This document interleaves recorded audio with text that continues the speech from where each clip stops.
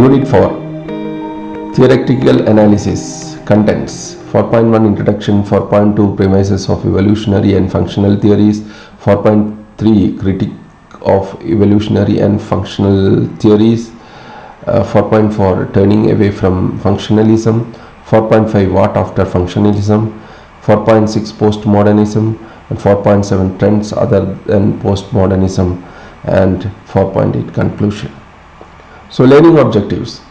It is expected that after reading the Unit 4, you will be able to learn and discuss the following themes. Theoretical analysis of data collected in terms of evolutionary and functionalist premises and their critics in the 1980s and 90s, abandoning of empirical approach in favor of subjectivity and reflexivity, emergence of postmodernism, and yet in most regions including India, adherence to older methodology of fact finding. 4.5 Introduction. In the Unit 3 we discussed that introduction. In Unit 3 we discussed the theories differ according to the basics or major premises on which they are based. The premises are the given conditions or universal truth that we take for granted when we formulate research problems or look for some explanation of a social phenomenon. Continuing with our general discussions of the approaches to understanding the social reality, in Unit 4 we are going to wind up our narrative by talking about the growth of theoretical analysis in social sciences in general and in sociology in particular. We will begin the story with the evolutionary theory and move on to the functional and structural functional approaches. After a short critique of evolutionary and functional theories, we will discuss the phase of postmodernism with regard to the crisis of representations in the disciplines of sociology and anthropology. During the nervous 70s and 90s of the 20th century, American and continental social scientists included intensive reflections on the link between the authorship and authority and focused on subjectivity and reflectivity while abandoning the empirical approach. Almost in a racing style, the narrative in Unit 4 gives you an opportunity to become fleetingly familiar with the names of postmodern scholars and their ideas. At the end, we will briefly note the current status of methodological engagements of sociology in India. 4.2 Premises of evolutionary and functional theories. In the 19th century, with the acceptance of the fact that the human is a unified species, the problem of variation of human social institutions and cultures was explained by converting a spatial difference into a temporal one. In other words, different societies were different because they were seen to be in different stages in ladder of evolution, progress, and stage by stage evolutions of human society, where society was seen as one unified reality of human existence. Culture was felt with a capital C and was common to all humanity and not cultures that vary across time and space.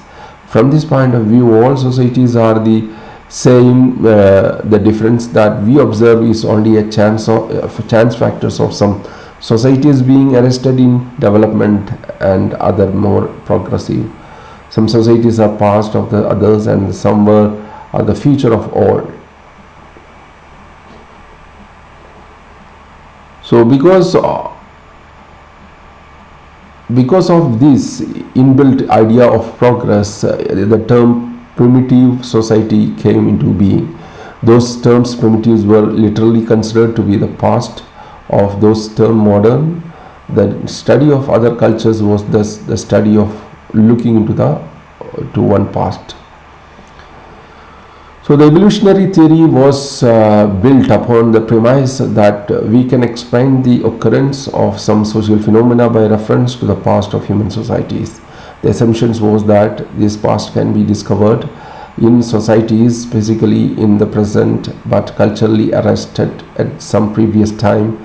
The terms of primitive contemporaries was used for purpose of describing cultural at arrest types. This trend was followed by functional theory that was derived from the 18th century positivism and originality. The basic premise of this theory were not in transformation and understanding of human society and culture as unified, but were rooted in relativism and interdependence. It was being believed that the cultures are multiple and each unique unto itself. The questions that were asked were not about origin and progress, but about the contribution and function of each tribe to the functioning of the whole.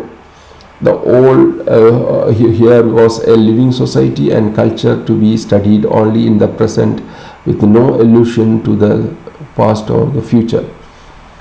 In the functional approach, we understand society, social reality. We have a static theory. A static explanation is one where a social variable is explained only in terms of variables belonging to the same time period. This kind of theory is not based on the premise that the phenomena is in question is actual historical, but on the assumptions that a sufficient understanding of this is possible by recourse to data that are situational.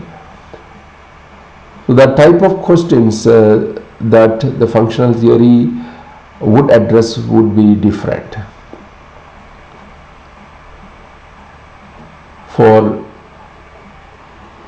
those addressed by evolutionists who professed a theory of human society progressing from a stage A to stage B in a scale of evolution, usually functionalists have explained what function is being performed by a particular triad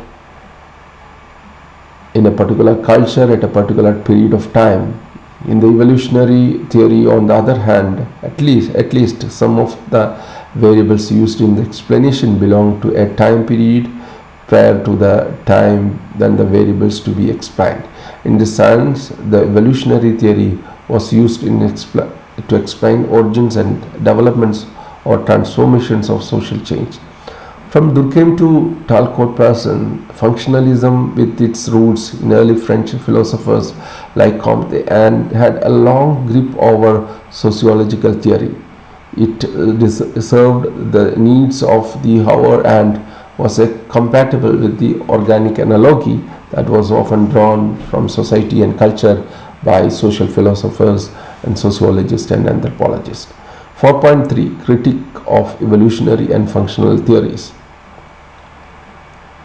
Quite often, as an adjunct of historical condition, the accepted premises of a discipline have been challenged time and again with changes in the philosophies of the times. For instance, the concept of the primitive was challenged and replaced by concept of cultural relativism. Admirable as the concept of cultural relativism was in accordance to the validity and status to all cultures, many scholars attacked the impact assumption underlying this concept that one should maintain the status quo in the name of relativism. If every culture is demonstrated to be a functioning whole, then the implications is that all cultures should be left alone. Many scholars criticize this point of view on the grounds that such policy should perpetuate inequalities and differential power equations that exist in the world. Every group of people has a right to change and improve its living conditions and behaviors and harbor aspirations for a better life.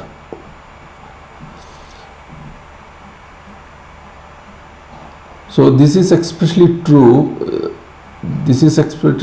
in situations of traditional equalities and marginalization. For example, would one make a case of preserve the institutions of untouchability on the ground that it leads to a stable and functioning system? The Indian concept of functionality and harmony were questions in methodological grounds of teleology. For the meaning of this in terms, see box number 5. 4.1, what is teleology?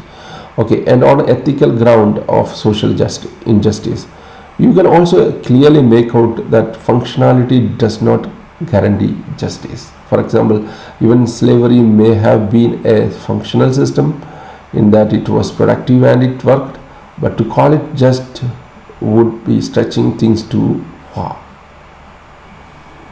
So box number 4.1, teleology. Teleology refers to justifying the existence of a phenomena by the function it performs. Teleology implies that one is trying to explain the effect as the cause of phenomena. This is precisely what functionalists did by way of offering explanation of social phenomena.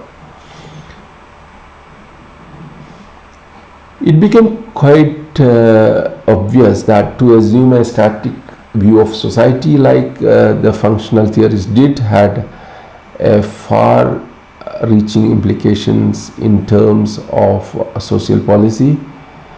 The debate ensued as to what approach the administration should take with respect to the so-called marginal people under its jurisdiction. Many were opposed to the preservations approach and many others to the assimilation approach. The question was also raised as to whether the concept of cultural relativism was a descriptive hypothesis or a value theory. As a hypothesis, it states that no value judgment are objectively justifiable independent of a specific culture. By this does not rule out the possibility that some value may be common to all cultures. In this sense, it makes a social scientist to state facts, and it's not to make value judgments about cultures.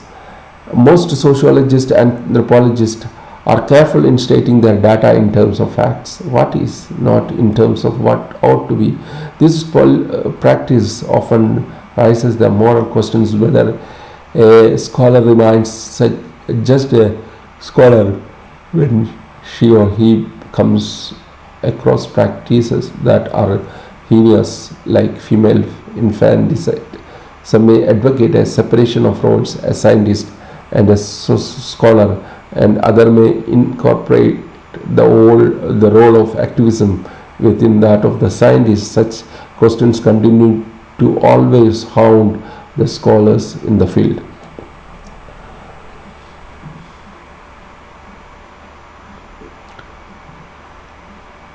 As human beings study societies, the gap between theory and practice is quite often fought with less attention. In the late 20th century, critical theory largely replaced value neutral theories as more and more scholars engage in issues like human rights and social injustice. This is not to say that such were not also a concern of earlier social thinkers. For example, the social basis of theory in the thoughts of Marx and others included concerns of social injustice. You will read more on this in Unit 6. Theory in social sciences have continuously reflected changing social conditions. In the early 20th century, the concept of change became a major theoretical and ethical issue, as it was realized that change was essential dimensions of our lives. The two world wars, the independence of colonies, rapid industrialization and capitalist expansion all had immense effect on sociological theory. Not only change but also conflict between a central concept in the social sciences, as it became increasingly debated as to what was a more natural human condition, harmony or conflict. Critics like David Lockwood 1999 to explain that it gave a functionalized view of the world. Another kind of criticism emerging was about the nature of science and reality itself. It claimed that any claim to scientific objectivity itself a constructed phenomenon, and such constructs invariably serves the power interest of some. The works of Foucault and Gramsci were much influential in this line. Both Foucault and Gramsci elaborated on themes of one's own dominations by more powerful others. 4.4 Turning away from functionalism. It was Karl Marx whose influence led to the initial turn away from the functional theory. His basic assumptions regards the nature of society itself as a product of historical materialism was in contradiction to the view of society as a harmonic system that could be subjected to static analysis. Methodologically, history and the dynamic perspective was now seen as essentials to a sociological analysis. The works of Marx were the prime stimulant to the development of a critical approach to social theory, reality. Those forming social science theory in the mid-20th century drew inspirations from the ideas of George Simmel and Max Weber. You will find that the Weber also provided a counter to the essential positivism of the Marxian theory that was to have been a true scientific study of history. The contribution of Marx was to take away the mechanist character attributed to the actions of human beings, showing them to be an active agents in shaping their destinies, but only a product of their own histories. He fairly emphasized the human existence in the material world as contributory to the social action rather than mere ideas shaping theory. Marx's assumptions regarding society were criticized on the basis of their overt generalization regarding the importance of economic organizations and property relations in shaping societies and bipolarization of social conflict. It was also recognized that property is not the only basis of power in society. For example, take the thesis of Dumont, who held that in the context of the caste system in the India, the scared power of the priest was considered superior to the temporal power of the king.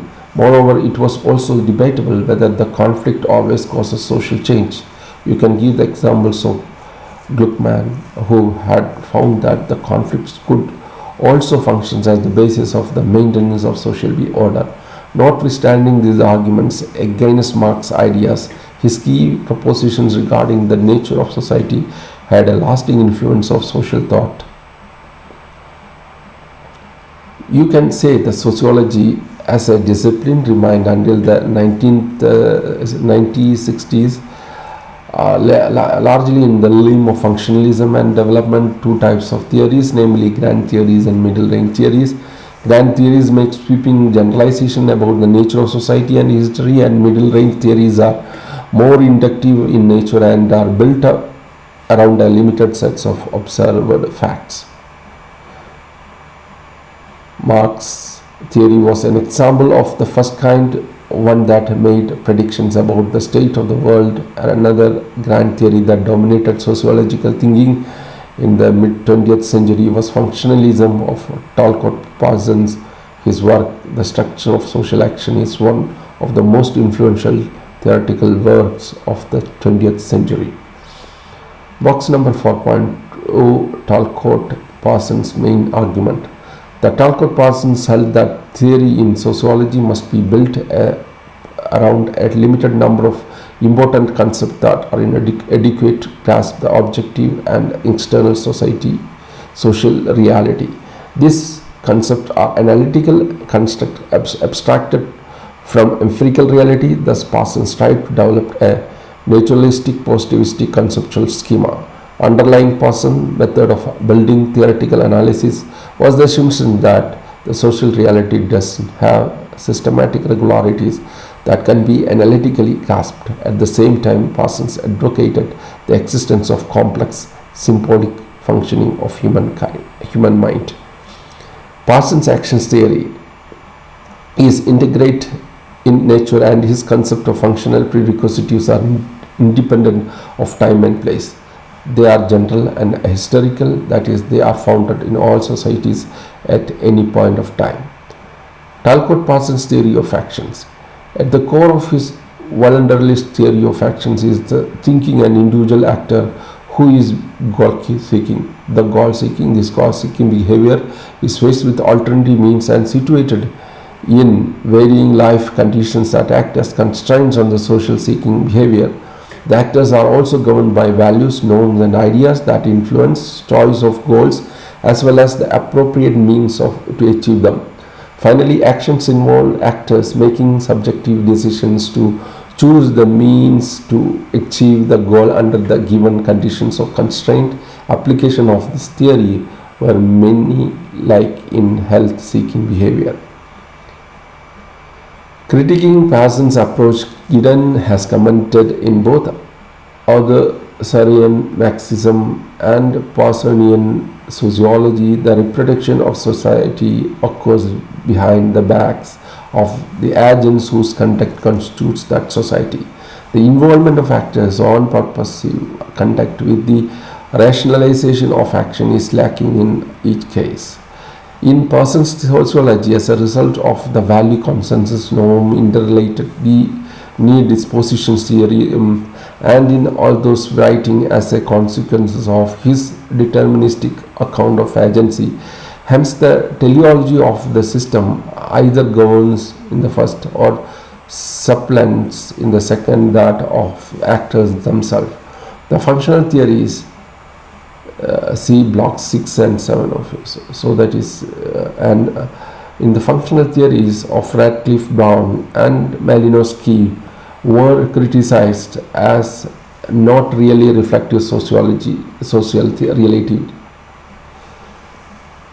Increasingly, by the 1960s, a criticism of functional approach was emerging that considered the homeostatic, the state of remaining a constant level system forming the basis of the functional theory as utopian. Some critics, like those of Maton and Ford and Leach, came out from within the limits of functionality. These critical view reinterpreted the concept to introduce more flexibility. For example, Maton introduced the concept of functional alternative and functional sustainability, functional substitutability. Similarly, Raymond Field gave the concept of social organization, and Helmut Leach discussed the concept of dynamic equilibrium. The emphasis in all this was a middle range of generalization. The next phase in the theory was the return to evolution or to a dynamic conceptualization theory. The static was seen as totally inadequate to explain social reality that was visibility transforming. This view became entrenched in the era of rapid global change. In the social sciences, there was a revival of evolutions in the form of new evolutionary theories, and in sociology, the work of Niklas Luhmann emphasized the role of environment in the study of social systems. In all such theories, we see an attempt to get away from the too much generalizations to come back more concrete and material conditions, but at the same time not to forget the symbolic dimension of human society. Both cultural ecology and Luhmann's general system of approach included environment as a variable for understanding social reality. Adaptation to environment became a key concept, and maladaptation was introduced into analysis. Another major transformations in theoretical analysis was in thinking that the social sciences could never be truly positivistic. One of the prominent followers of this mode of reasoning was Max Weber. In spite of his efforts to rise above positivism, Weber introduced generalization in his analysis that indicates his belief in regularities of social life. Such irregularities are clearly present in these discussions of leadership and the evolution of leadership from traditional to the rational legal. One major contribution of Weber was his critical insights into the process of evolutions towards modern society. His views of evolution was not an utopian one of the unilateral progress. He did not see in the destruction of tradition as uniformly beneficial to human life. This is useful comparisons between approaches of Weber. On the other hand, Durkheim and Radcliffe Brown On the other, in Betele, Weber said, we can accomplish something which is never attainable in the nature of sciences, namely in the subjective understanding of the component itself. But his approach to the comparative study of society was different from the approach of Durkheim and Redcliffe Brown, because he had a different conception of society as a different assessment of the limits and possibility of a sociological inquiry. Sociological inquiry, in his view, was concerned with the causes and functions, but it's also concerned with meaning, and the organic analogy was more a hindrance than a help. We may now turn to what replaced the functionalist approach. 4.5. What after functionalism? As a result mentioned, a major turn away from the functionalism was towards the recognizing conflicts as a central dimensions of society. Increasingly, we find that the concept of society becomes defined in terms of conflicts and competitions rather than harmony and function. Power and individual and group interest overshadow cooperation's altruism as a leading force of society. The oppressive events of the 20th century, the world wars, the Holocaust, the marginalization of and genocide of colonial rule, Vietnam and Korea, and all combined to produce a critical approach to society where utopia was nowhere to see. Such theories like that of George Lucas and Jürgen Habermas were highly contemplative and emphasized a process such as intersubjectivity. They were deeply concerned with the dehumanizing process taking place in the world, and also the role of theory in obliterating the human dimensions. Oppression and human struggles in various parts of the world often became central themes of analysis. Box number 4.5. Lucas' idea as mentioned in Giddens. In between, Weber's and Parsons become Lucas and the Frankfurt School, and Habermas approaches his analysis in Personnian thought via critique of functionalist reason. The connections between Weber's interpretations of relationalization, Lucas' discussions of reflections, reifications, and the critique of instrumental reason formulated by Honker and Adorno are clear. They all agreed that an expanding rationalization underlines the overall trend of development of Western society. In spite of placing different emphasis upon the character of rationalization, these writers hold, like Weber, that the primary accorded to purposive rational action in modern culture produces both a loss of moral meaning in day-to-day life and a diminution of freedom. Habermas' contributions can be summed up in his denial of science being the only form of knowledge available to humans. According to him, there are three types of knowledge, namely empirical analytical knowledge, hermeneutic historical approach, and critical knowledge. Hermeneutic historical knowledge and critical knowledge. The first is that type posted in the natural sciences and traditional society. The second in the kind where we try to interpret the meaning system through the analysis of historical text, and the third is the critical knowledge emerged out of our attempts to understand the conditions and oppression. Positivism persisted in theory in the period of what can be designed as the high modernism, and is evident in the French structuralism. Of the French structuralism, works of Lévi-Strauss and its lasting impact on the social sciences. Lévi-Strauss extended the connections between structures of thought and the internal structures of the human brain, borrowing from the theoretical principle of structural linguistics. The French versions of structural maxim became popular through the scholarly efforts of Melchior, Terray, and Godelier and others.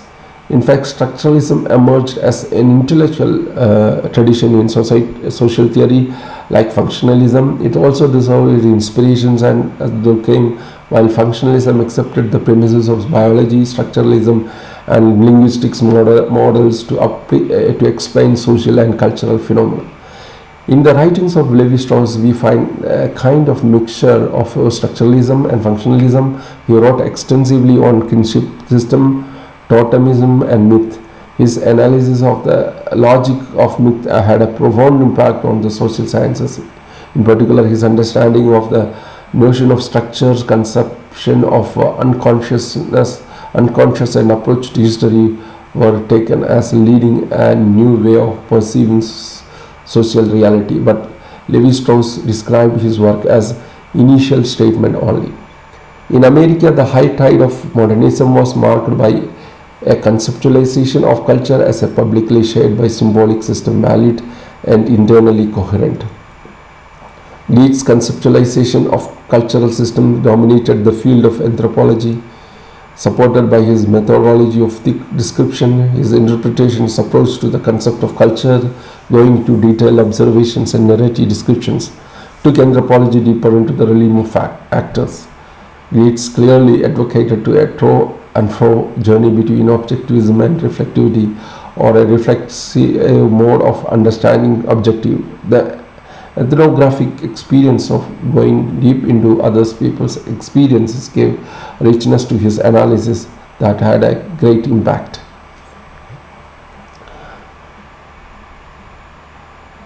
The trends mentioned above gave an impetus to further shift in theoretical analysis of social reality. This time you can notice qualitative differences in the ways of perceiving the social world by postmodernists. In the next section, we will briefly look at the main currents in postmodernism. Before going to the next section, let us complete the reflections 4.1 and action. Reflections action 4.1. Once again, go through the three types of knowledge as given by Habermas and mentioned in the section 4.5. What is after functionalism, and provide at least two examples of each type of form works of sociologists mentioned in the units already read by you. For titles of the various writings of the sociologist, you will need to look carefully at the list of references even at the end of the book. Compare with your examples with those who learns as at your studies and discuss them with your academic counselor for checking the accuracy of your selection of examples. 4.6 Postmodernism. A major change took place theory across the world and across the social science theory, with distinctions of scientists as a white and male already mentioned in the last section of the unit. In fact, a total changeover in perspective occurred in the form of modern modernism that subjected the textual matter to a reflective critique that goes into the politics of the construction of a text. All that has been written down in not viewed not as a descriptions of the truth per se, but a constructions based upon the history, politics and strategy of authorship. Every concept taken for granted in the modernist era is now subjected to scrutiny.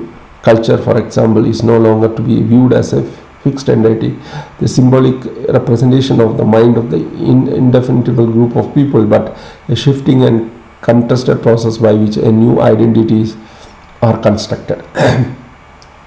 The recognition of the process of construction was contingent upon the process of deconstruction. In the post-1970s era, the notions of deconstruction and destructuralization and spread across all fields of humanities in literature and art.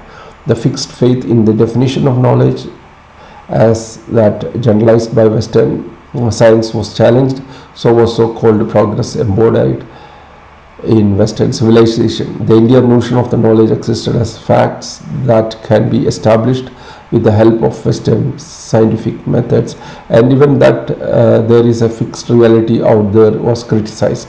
The reason for this radical departure from modernism was the failure of Western science and system of knowledge to deliver the goods in a world threatened with environmental disasters, diseases such as AIDS, failure of civil society, and deepening inequalities and injustice across the world. Another reason was the emergence of scholars from various race, class, ethnic, and gender categories. The central figure of the white and male scholars had displaced and taken over by a variety of others who challenged the truth status of findings. In the forefront were what are known as the colonial critic and the feminist critic. A new generation of scholars confronted the political and economic realities of the colonial knowledge by following the historical route, the motivations and the power equations involved in the production of such knowledge. Book 4.6 Subaltern History. The chief product of the radical departure in theoretical approach was a rewriting of history, of which the best examples in India are the series of books in the New Cambridge History of India and the series of books on subaltern history under the editorial leadership of Ranjit Guha, examples of what is known as the colonial critic and also a subaltern approach to history is reflected in the works of Partha Chatterjee, Bernard Cohen, Nicholas Dix, and other of the genre. The writing and of Edward Said inspired many of the above mentioned works. The strongly critical point of view of feminism is fetched in Stanley and Wey's definition of feminism as directed confronting the idea that one person or set of persons have the right to impose definitions of reality on others. This also makes it compatible with the postmodern concept of reality as situational. Another stand taken by postmodernism was to restitute the researched more quality. The research was no longer reduced to the status of a passive object of search, but became an equal partner in production of knowledge. The sisterhood claimed by feminists was also related to an understanding of equality that could be achieved only if the producers of knowledge were from hitherto silenced groups. The prominent feminist writer of color, Audre Lorde, is of the opinion that any discussions of feminist theory that ignores the perspectives of women of color, poor women, and lesbians is suffering from academic arrogance. Postmodernists, especially feminist, questions the status of knowledge as the value neutral, vertical arrange privileging the researchers and divorce from action. The activist scholar became an integral part of the late 20th century academic world. Theory was finally liberated from its ivory tower and came down to the streets. 4.7 Trends other than postmodernism. But postmodernism itself, by its extreme reflexivity, was unable to expose the real business of human inequality, the problems of diversity, and providing a critique of human situations of real inequality. Human suffering and exploitation are still valid theoretically well into the 21st century. The 1990s witnessed a growing interest in the philosophies just before the emergence of postmodernism, namely phenomenology, existentialism, and hermeneutics. Baudrillard turned Marxist theory over by according infrastructural status to signifiers. According to him, in the period of late capitalism, there has been a fetishism of signifiers that is leading to a creation of increased needs of consumption that in turn leads to increased production. The signs that earlier in Marx's perspectives were seen as part of superstructure trigger the economic process. In the modern world, advertisements are more important than class relations, and consumption is related to abstract need rather than real ones. The image assumes a higher grade than the material dimensions of the article.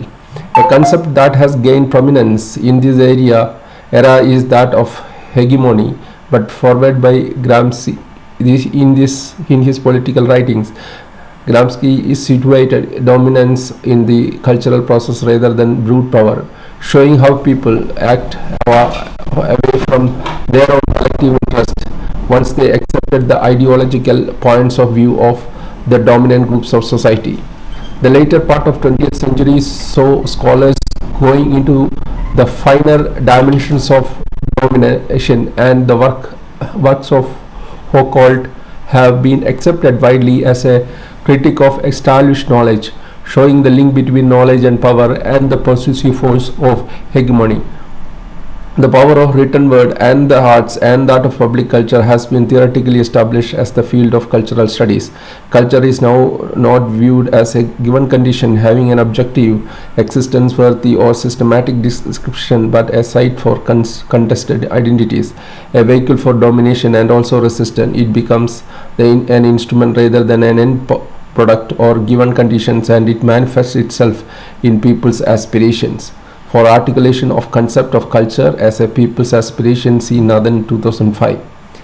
A trend in social sciences is towards a more material view of world, looking into the conditions of existence, following a more Marxist view than a rarefied postmodern view. The criticism of deconstruction has been that extreme deconstruction would take away the meaning of existence to the extent that even the rationale for a social science would cease to exist. Such a divergence of views and had existed earlier in the 12th century between the structuralist and the Marxist. While the former were in favor of semiotic structures or structures of the mind, the latter saw reality in terms of material structures and economic exploitation. Pierre Bourdieu, perhaps one of the best known thinkers contemporary times, tried to resolve the intellectual debates of the clash of points of views of Levi-Strauss structuralism and Marxism. Bourdieu observed the divergence between the synchronic, static and invariant nature of reality, conditioned by deep underlying and unconscious mental structures that were by their way nature not subject to the dynamism of human violation as put forward by Levi-Strauss, and the conscious human subject, a product of history as put forward by Marxism. In fact,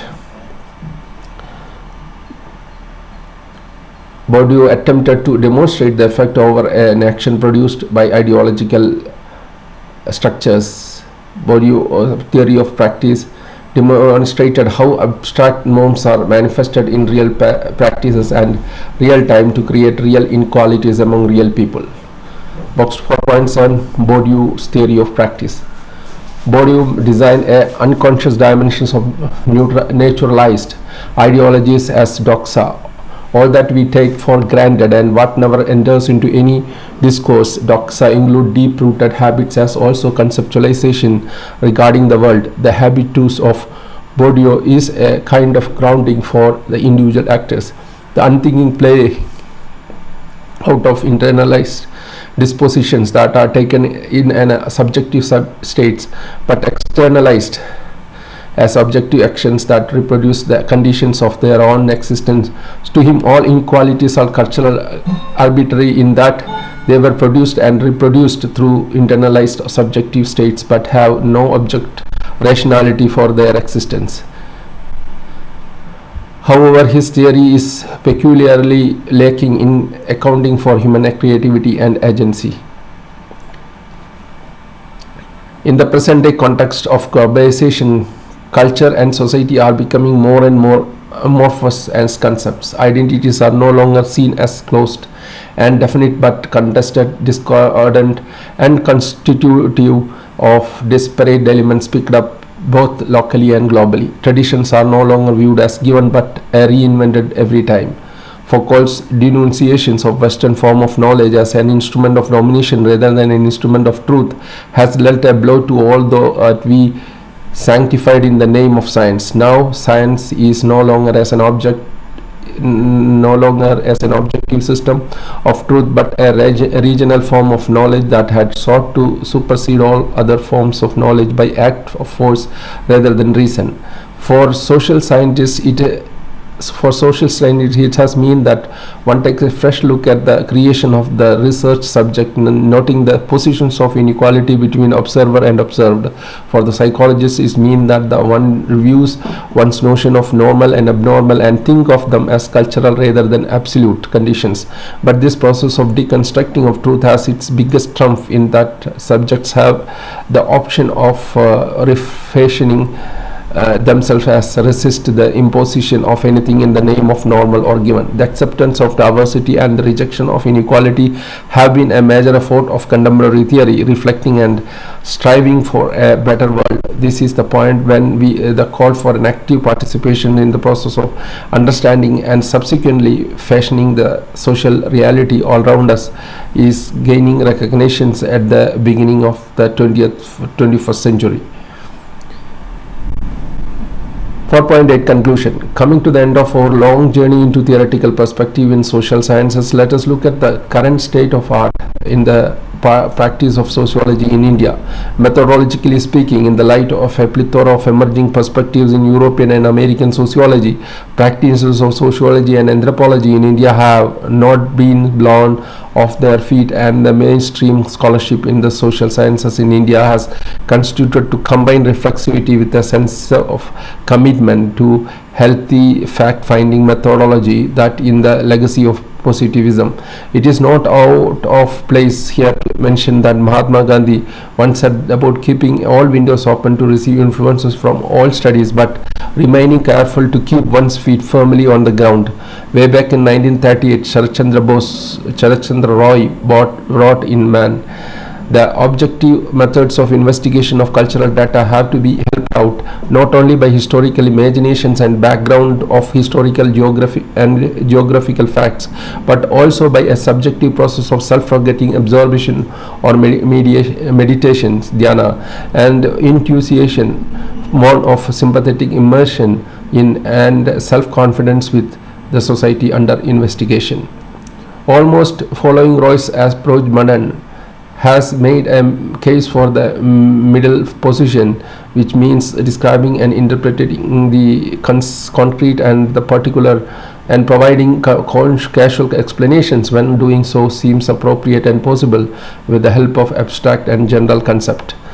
There has been a concern with the tradition asserting itself as a cognitive style in the methodology of social research in India, and Singh has observed whether sociology is a science with an accompanying universalistic package or categories and techniques of research, or whether it is a cognitive style marked by a mode of appreciation or of reflexivity in the observations and comparison of structures, social relationships and ideas, are questions which have been debated right from the inception of sociology in India.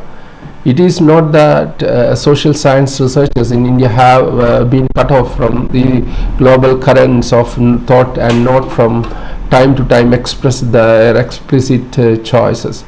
Pradhonath Banerjee has provided a long count of polemical debates in India between those like Radha Kamal Mukherjee, who worked out a synthesis between physical sciences, philosophy and social sciences, and those like Durajiti Prasad Mukherjee, who stressed the holism and contextualization as the main principles of a sociological method.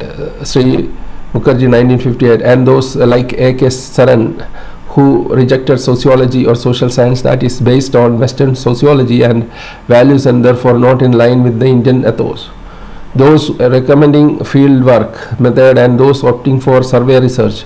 Trend report in sociology and social anthropology published by the Indian Council of Social Science Research provide detailed accounts of learning and preferences of scholars.